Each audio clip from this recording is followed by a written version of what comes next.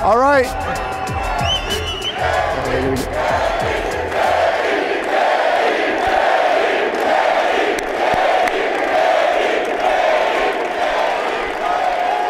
So, real quickly, Valley, thank you for having us. Excited to be here today with you guys. Appreciate you all coming out for a special day here in Phoenix. We obviously got the guy next to us we're going to introduce in a second, but really appreciate you guys being here. We're going to have a lot of fun. Excited to be here with everybody and be in Phoenix with all of you guys. I'm going to turn it over to the guy that makes all the trades, makes everything happen for us, does a heck of a job. Give a round of applause to Mr. James Jones.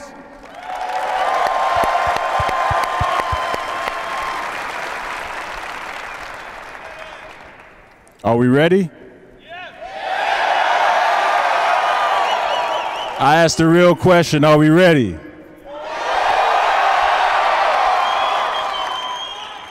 I just want to thank everyone for being here today, for all the fans everywhere in Phoenix and out in space. This is a great day for our franchise. I took this job a few years ago, determined to try to build a team built for championships. And I think we've reached a point where we've been able to add arguably one of the greatest players to ever play this sport.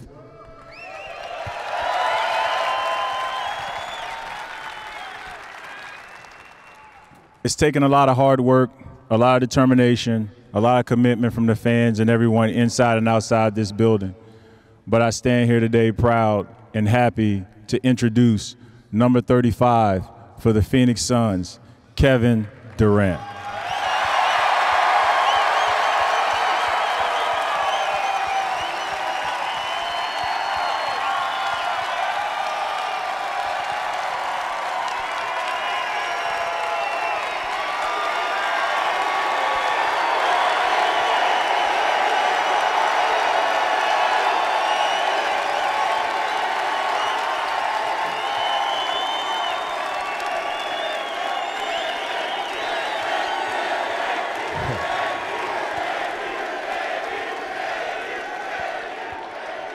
Wow, I appreciate it.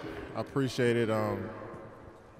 I truly don't think I deserve all this because I know I've done a lot of good things in basketball, but I haven't done them yet in the Suns jersey, and I'm looking forward to doing it. So I want to go out there and do as most as I can and be the best that I can every day for you guys. So I appreciate the warm welcome, but I got more work to do.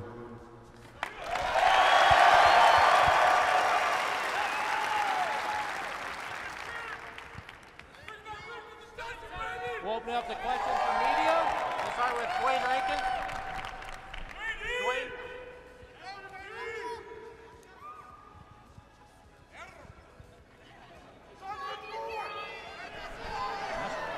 Dwayne Rankin, Arizona Republic. Kevin, again, welcome to Phoenix. Curious, with this summer, obviously this was a destination idea for you, but I can go back to the 18-19 season when you spoke highly of the Suns' young core. You mentioned Devin and DeAndre and TJ Warren. So obviously you've had respect for the franchise way back then. But what was it about this current group that made you want to come here and play? They experienced a lot the last couple years. You see the growth in this team. When Monty took over, when James came here, I see the culture started to change, the way they played on the floor, the energy they played with started to change. And I always loved playing here in Phoenix. The fans always showed love to, just good basketball in general. They always cheer their fans on, but they show love to the opposing team as well. So I knew this would be a great place to play and a great place to continue to get better as a player. You got somebody like Devin, Chris Paul, and DeAndre Ayton, guys that work, and I wanted to be a part of that. So I'm excited I'm here. I'm looking forward to trying to add as much as I can to the group already. Like I said, they've built themselves up and built the structure and the infrastructure up for themselves already, and I'm looking forward to adding to it.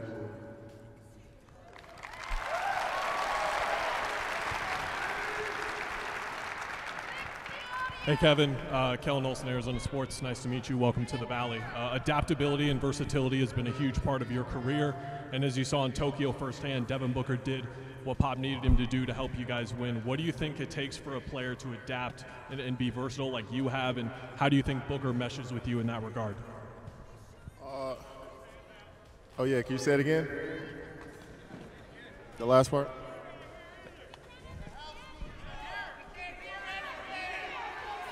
Adaptability and versatility have been a big part of your career. Yeah. All right. I'm Kellen. Welcome to the Valley. Nice to meet you. Adaptability and versatility have been a big part of your career, and as you saw in Tokyo, Devin Booker firsthand did a lot of what Pop needed him to do and help you guys win. What does it take for a player to do that, to be adaptable, to be versatile, and how will you mesh with Book in that regard? Just, first off, it takes just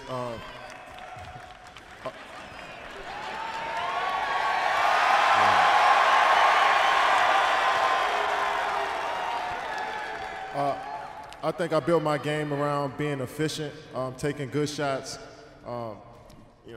making good plays on both ends of the floor. I think my defense feeds my offense. So, I like to take shots in the mid-range. I like to cut to the basket. I like to do the little things throughout the offense, and I think that's what makes you a versatile player and be able to adapt to any offense, just being able to space the floor and use my skill to help other players. So I've been doing that my whole career. I'm looking forward to playing with somebody like Book, who plays kind of similar to how I play.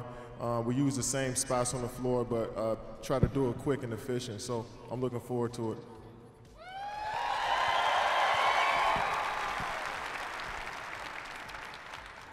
Hey Kev, Gerald Bourget, PHNX, welcome to the Valley.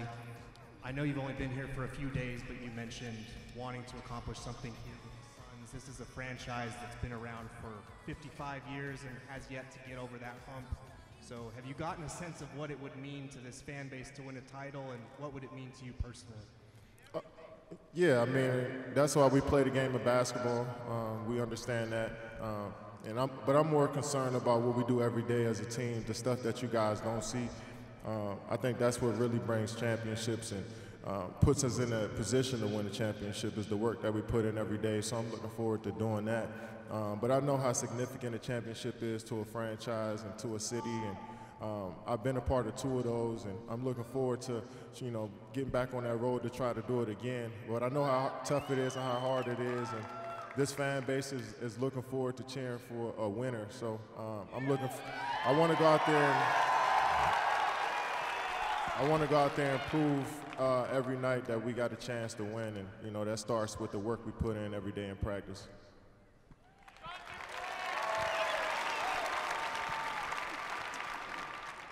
Kevin, Doug Howler with The Athletic. You've played on some teams that have stars like yourself. In your experience, sometimes those things work, sometimes they don't. In your experience, what is like a key ingredient to have all that come together and you get the chemistry that you need to succeed at a high level? It starts with James and Monty, in my opinion. They're the leaders of the team. They oversee what we do every day.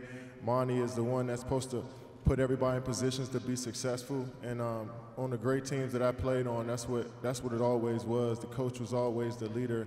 And we spread his message on the floor and we extend on the floor, but he's the one that's giving us, the pointers on what we need to do. So looking forward to being taught by Monty, being coached by Monty and the staff, and everybody here. I've been to a couple practices already, and the attention to detail is something that I love. And if we continue to stay on that path every day, we'll see good things.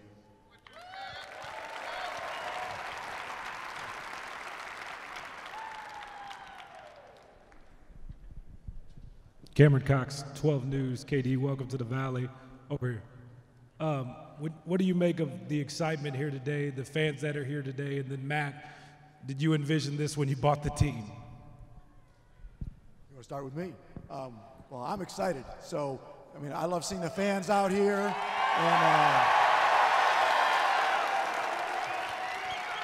And, coming to Phoenix and being part of this with James and Monty and of course, Devin and now Kevin and Chris, the whole team. It's been such an honor getting a chance to spend time with them. But I'm excited, just like all of you guys. And Phoenix, it's got the best fans in the country. So I'm proud to be here with you. Yeah, I could feel the excitement as soon as I got off the plane. And everywhere I've been so far, fans have been, giving me a warm welcome. But I still feel like I got to prove myself every day. They set a high standard for the players here.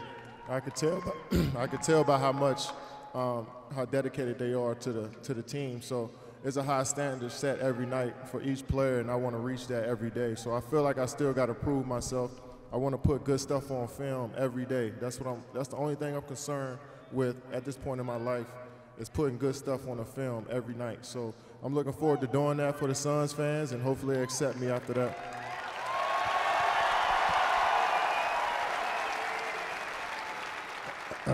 Kevin, over here, Richard Sines, Fox 10 Phoenix, welcome to the Valley. You've obviously won championships before. You know what a championship team looks like. Do you feel you can win a championship with this team? And what is it about you that tends to make the players around you better? Say it again. I'm sorry. Say it again. You won a championship before. You know what a championship team looks like. Do you feel you can win a championship with this team now? And what is it about you that tends to make the players around you better? Yeah, I think we got all the pieces to be successful. We got guys that experience what it's like to play in that final round. We got a champion already and that's overseeing us. Monty's a champion as a coach. So we got guys that been there, and that's half the battle, just knowing what it takes. And yeah, we got guys that can do pretty much everything on the floor. So we got to put it together. I'm looking forward to doing the work.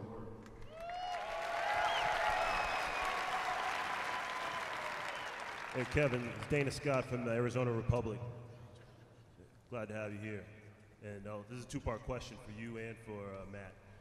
Kevin, do you consider being here and not winning a championship this year or any year that you're here failure or progression? And the second question is for Matt. What was your reaction to what happened earlier this week at your alma mater, Michigan State? I know it's pressure because I'm one of the best players to ever play the game. So every time,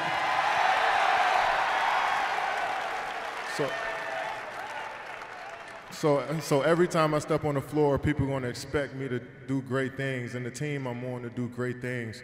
But I enjoy getting better as a player every day. I enjoy just waking up and getting to do this. So I don't ever say anything's a failure if I'm healthy enough to play the game of basketball. But I know what's on our backs, and we understand that, and we want to do the most. We want to get the most out of this opportunity.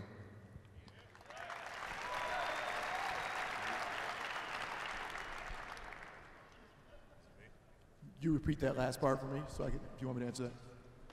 Yes, I just wanted to know your reaction and any comments you had on what happened earlier this week at your alma mater, Michigan State. Yeah, no, thanks. Obviously, a horrible thing happened at Michigan State this week.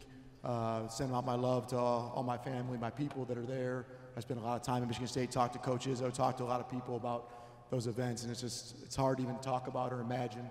I know a lot of people that were up there during that time and sent love to them, and just thinking about those people and hopefully get through these tough times together as Spartans and as families. Thank you.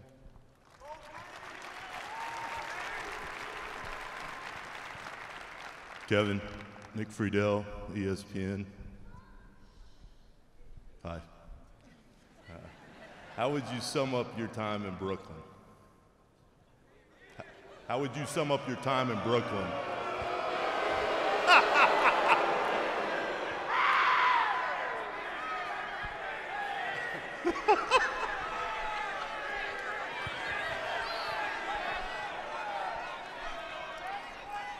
It was a lot of ups and downs, but I love the grind.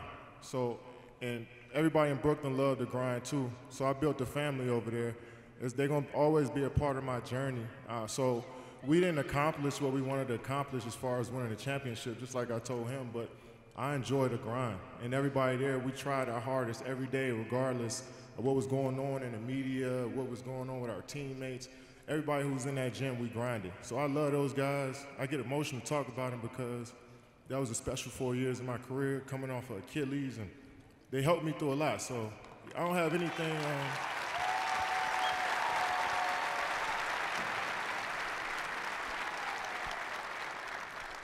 So yeah, it was terrible how some stuff went down, but at the end of the day, I love the grind. And we all love the grind there in Brooklyn, and I wish them the best going forward. They got a bright future. As you look back on that time, I know how much you guys wanted to win a title. Why don't you think it worked there for you guys together? we just didn't get on the court enough. I think when you seen James, Kyrie, and myself, it was amazing basketball for 17 games, though. But you need, in order for you to win a championship and be a great team, you just need more time on the floor. It's another story about why we didn't get on the floor together, but we just didn't get enough time on the floor. And those are Hall of Fame players that I learned a lot from every day, and I'm wishing them the best as well. It just didn't work out.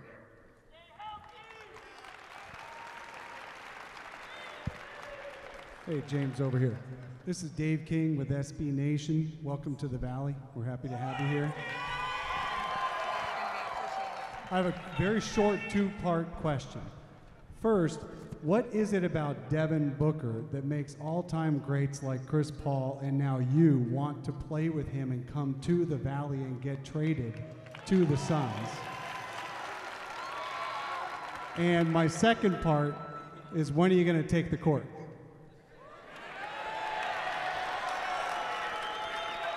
I answer the second part first. I don't know, but hopefully soon. You know, hopefully you can feel my enthusiasm to get ready to get out there and play. But I'm gonna follow the training staff and go on the schedule that they got me on. So hopefully soon after break. But as far as Devin, it's just he has a pure game. He can score from every area of the floor with efficiency.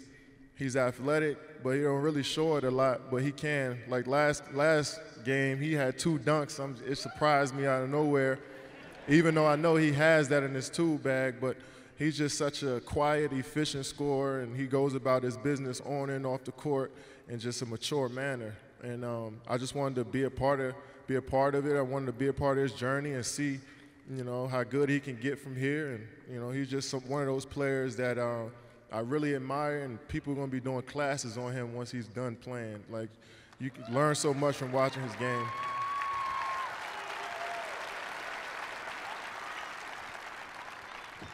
Kevin, Shane Young with Forbes Sports. Welcome to the Valley.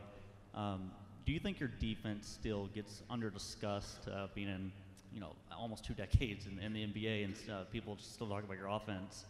Do you feel like that gets under-discussed, and how much do you think you're going to be able to contribute on that end for Monty and the staff? Yeah, I understand why. I mean, I can score the basketball. People like scoring, and defense is not the glamorous thing in the game. So, yeah, I understand why it may not be discussed as much, but my coaches and my teammates trust in me on that side of the floor, and I'm looking forward to adding that to this team. I see they do a lot of switching on some stuff, and they fight over a lot of screens. The stuff that I like to do, protect the rim, and you know, I think I add value to a team with my defense, and like I said earlier, I think my defense always feeds into my offense. So when I'm locked in on that end, I could be better on the other side.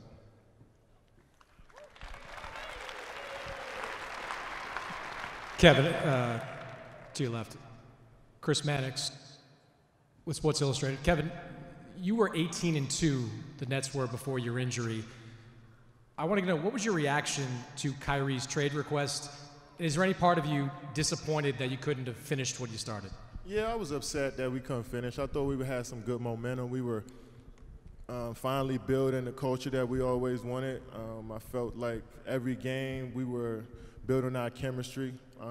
But I didn't know what was going on with Kyrie and his situation with the organization, so I didn't really focus on that. I only focused on what we were doing on the court, and it was a blow to our team. It just took away our identity. He was a huge, huge part of what we do. His game, he's a Hall of Fame player, a great, great player that can do everything on the floor, and we relied on that. So without him, we didn't have a clear identity. So that was tough for me to stomach, and I loved playing with those guys throughout the year. I felt like we had dudes that were stepping up and doing stuff that they didn't do on their previous team. So I enjoyed everything about it, and it was tough to not finish the season, but you know, I just tried to move forward as quickly as I can and try to figure something out for myself, but also still focus on trying to rehab and get back. So it all happened so fast, but I'm glad it worked out this way. All right, we'll do one final question. Kevin, right here, Colin Harmon, ABC 15 Sports. You came into the league at the tail end of the 7 seconds or less era, and you know, all that talent was homegrown on that team. Now I look at the backdrop, and 2 of the 4 up there are future Hall of Famers that chose to want to come to Phoenix. I'm curious how the maybe the evolution and the perspective among superstar players in the league about playing in Phoenix has evolved in your time in the league?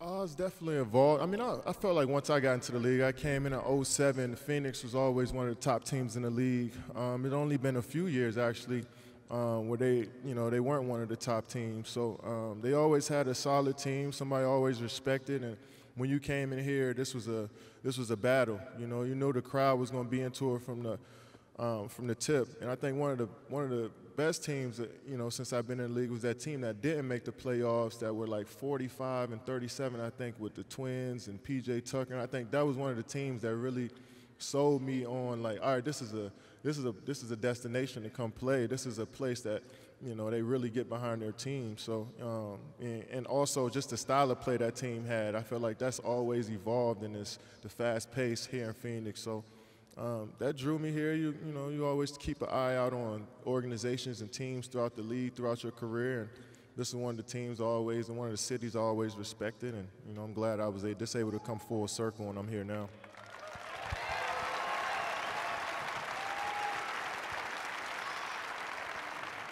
Thank you for helping us welcome Kevin Durant to the Valley. We ask that all fans make their way to the exit, and we hope to see you back here tonight when the Suns take on the Los Angeles Clippers at 8 p.m. here at Footprint Center.